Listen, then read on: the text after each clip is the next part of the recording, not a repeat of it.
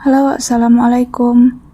Ini tugas metodologi penelitian tindakan kelas kami dari PPL SMA Negeri 6 Palembang. Perkenalkan, anggota kelompok kami yang pertama yaitu Aini Askiatu Ulfah, yang kedua yaitu Alvini Agustin, yang ketiga yaitu Dewi Wahyuni, keempat yaitu Sri Mulyani, dan yang kelima itu Indah Permatasari.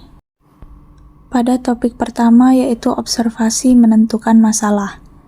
Observasi yaitu proses pengamatan sistematis dan hati-hati terhadap suatu objek, fenomena, atau situasi untuk memperoleh pemahaman yang lebih baik tentang hal tersebut. Dalam konteks pendidikan, observasi sering digunakan untuk mempelajari interaksi antara guru dan siswa, gaya mengajar, dinamika kelas, serta faktor-faktor lain yang mempengaruhi pembelajaran. Jenis-jenis observasi ada 4. Yang pertama yaitu observasi terbuka, kedua observasi terfokus, yang ketiga observasi terstruktur, dan yang terakhir yaitu observasi sistematik. Prosedur observasi. Perencanaan awal.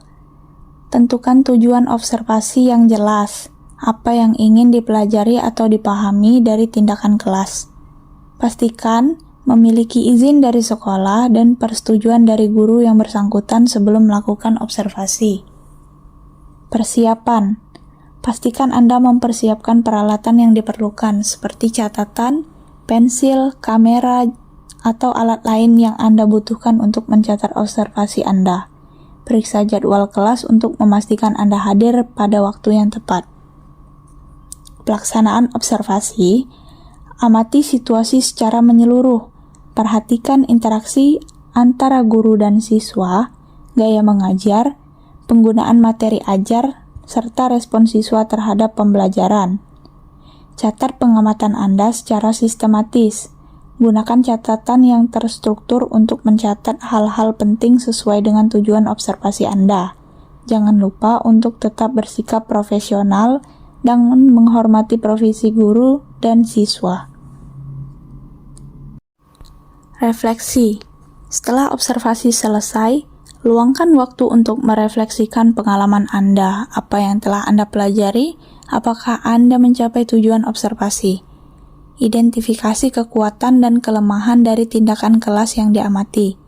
Pikirkan tentang bagaimana Anda bisa menggunakan pengalaman ini untuk meningkatkan praktik pengajaran Anda sendiri. Berbagi hasil observasi jika memungkinkan. Diskusikan hasil observasi dengan guru yang diamati. Berikan umpan balik secara konstruktif dan terbuka. Bagikan temuan Anda dengan sesama pendidik atau dalam konteks yang relevan, seperti dalam diskusi staf atau rapat tim pengajaran. Tindak lanjut.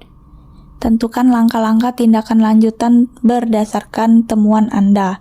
Apakah ada aspek yang perlu ditingkatkan atau diubah dalam praktik pengajaran? Jika ada, rekomendasi yang dapat Anda berikan kepada guru atau staf sekolah berikan dengan cara sopan dan membangun. Mencari masalah. Yang pertama yaitu pendahuluan. Penelitian tindakan kelas adalah pendekatan penelitian yang dilakukan oleh guru untuk memecahkan masalah konkret dalam konteks kelas mereka. Langkah pertama dalam PTK adalah mengidentifikasi masalah yang akan diteliti. Proses ini krusial karena akan mempengaruhi keseluruhan penelitian. Pendahuluan. Penelitian tindakan kelas adalah pendekatan penelitian yang dilakukan oleh guru untuk memecahkan masalah konkret dalam konteks kelas mereka. Langkah pertama dalam PTK adalah mengidentifikasi masalah yang akan diteliti. Proses ini krusial karena akan mempengaruhi keseluruhan penelitian. Mencari masalah. Yang pertama yaitu pendahuluan.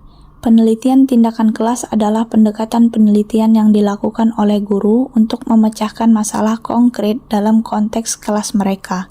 Langkah pertama dalam PTK adalah mengidentifikasi masalah yang akan diteliti. Proses ini krusial karena akan mempengaruhi keseluruhan penelitian. Strategi mencari masalah.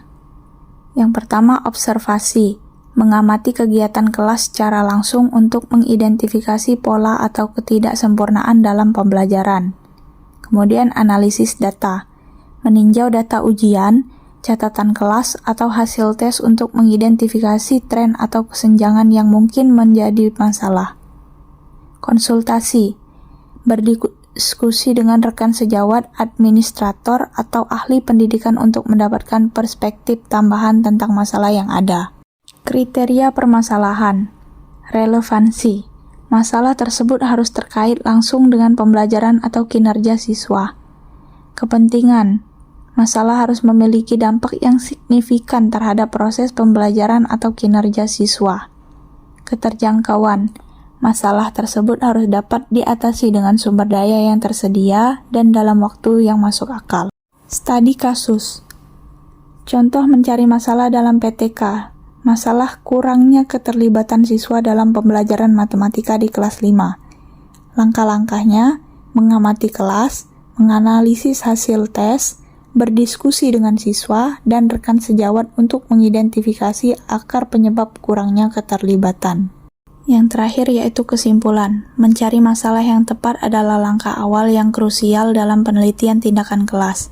Strategi efektif termasuk observasi, analisis data, dan konsultasi dengan rekan sejawat. Pemilihan masalah harus didasarkan pada kriteria seperti relevansi, kepentingan, dan keterjangkauan untuk memastikan penelitian memiliki dampak yang signifikan. Topik kedua yaitu menentukan solusi. Pengertian dari solusi yaitu tindakan atau langkah yang diambil untuk menyelesaikan masalah atau mengatasi suatu kondisi yang tidak diinginkan. Dalam konteks yang lebih luas, solusi mengacu pada hasil dari proses penyelesaian masalah, di mana masalah yang dihadapi telah diidentifikasi, dianalisis, dan tindakan konkret telah diambil untuk mengubah situasi tersebut menjadi yang diharapkan atau yang lebih baik. Solusi bisa berupa langkah konkret, rencana tindakan, kebijakan, atau strategi yang dirancang untuk mengatasi masalah tertentu. Solusi juga dapat berkaitan dengan pemecahan masalah dalam berbagai bidang, termasuk dalam konteks individu, kelompok, organisasi, atau bahkan tingkat sosial yang lebih luas. Tahapan menentukan solusi. Pemahaman masalah. Langkah pertama adalah memahami dengan baik masalah yang dihadapi. Ini melibatkan identifikasi akar penyebab masalah, efek yang dihasilkan, dan dampaknya terhadap situasi atau lingkungan sekitarnya. Pengumpulan informasi. Mengumpulkan informasi yang relevan diperlukan untuk menyelesaikan masalah. Informasi ini bisa berupa data, fakta, atau pendapat dari berbagai pihak yang berkaitan dengan masalah tersebut. Analisis dan evaluasi. Menganalisis informasi yang telah dikumpulkan untuk mengidentifikasi opsi solusi yang potensial. Evaluasi setiap opsi solusi berdasarkan kriteria yang relevan seperti efektivitas, kelayakan, dan keberlanjutan. Mengembangkan solusi. Setelah opsi solusi dievaluasi, langkah selanjutnya adalah mengembangkan solusi yang dianggap paling tepat. Ini bisa melibatkan merancang strategi atau rencana tindakan yang spesifik untuk mengatasi masalah. Kemudian implementasi. Melaksanakan rencana tindakan yang telah dirancang untuk mengimplementasikan solusi yang dipilih. Pemantauan dan evaluasi. Memantau implementasi solusi untuk memastikan bahwa mereka berjalan sesuai rencana dan mencapai hasil yang diinginkan. Perbaikan dan penyesuaian. Berdasarkan hasil pemantauan dan evaluasi, melakukan perbaikan atau penyesuaian terhadap solusi yang telah diimplementasikan. Hal ini penting untuk memastikan solusi tetap relevan dan efektif seiring berjalannya waktu. Pemeliharaan. Memastikan bahwa solusi yang diterapkan tetap berjalan dengan baik dan efektif dalam jangka panjang. Ini bisa melibatkan pemeliharaan rutin, pelatihan staf, atau perubahan kebijakan sesuai kebutuhan. Alur solusi yang pertama yaitu observasi, langkah awal dalam melakukan penelitian dan mengembangkan model penelitian. Yang kedua yaitu identifikasi masalah. Masalah harus bersifat problematik, yang berarti memang harus dilakukan penyelesaian masalahnya. Yang ketiga yaitu kajian literatur. Eksperimen merupakan prosedur detail yang menggunakan alat dan bahan yang diperlukan untuk dilakukan pengujian prediksi atau hipotesis yang dibuat. Yang keempat yaitu merumuskan masalah. Rumusan masalah harus mengandung deskripsi yang jelas tentang ketidakseimbangan antara kenyataan dan keadaan yang diinginkan, tidak sesuai harapan. Yang kelima, menentukan judul. Judul penelitian harus memuat masalah dan tindakan yang akan diambil untuk memecahkan masalah, memuat subjek, mata pelajaran, waktu dan tempat penelitian, serta harus dibuat secara singkat dan jelas agar tidak menimbulkan penafsiran yang beragam. Topik 3 membahas tentang perencanaan dan pelaksanaan. Definisi PTK. PTK adalah singkatan dari penelitian tindak kelas.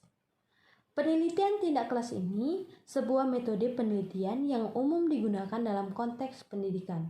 Berikut adalah penjelasan mengenai perencanaan dan pelaksanaan PTK. Perencanaan PTK yang pertama, identifikasi masalah. Tahap awal dalam perencanaan PTK adalah mengidentifikasi masalah atau tantangan tertentu yang ingin diselesaikan atau diatasi dalam konteks kelas.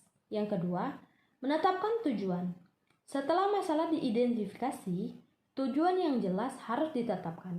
Tujuan ini harus spesifik, terukur, dapat dicapai, relevan, dan berbatas waktu atau SMART. Yang ketiga, merancang rencana tindakan. Rencana tindakan mencakup strategi dan langkah-langkah konkret yang akan diambil untuk mencapai tujuan yang telah ditetapkan. Ini mencakup pemilihan metode pengumpulan data, instrumen pendidikan, dan rencana implementasi. Yang keempat, menetapkan instrumen dan metode. Penelitian ini memerlukan penentuan instrumen pengumpulan data yang sesuai dengan tujuan penelitian.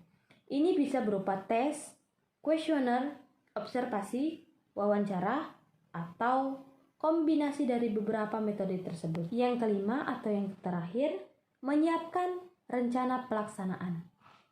Rencana pelaksanaan mencakup jadwal waktu, sumber daya yang dibutuhkan, alokasi anggaran atau jika diperlukan, dan langkah-langkah implementasi. Yang selanjutnya, pelaksanaan PTK.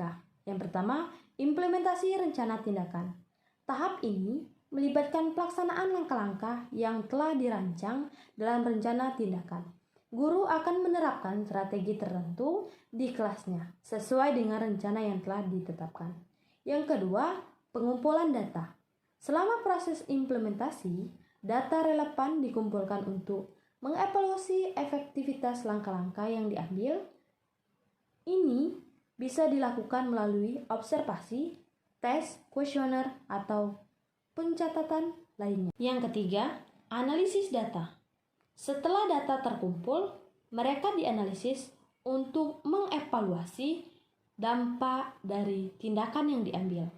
Analisis ini dapat melibatkan teknik statistika sederhana atau kompleks, tergantung pada kompleksitas penelitian.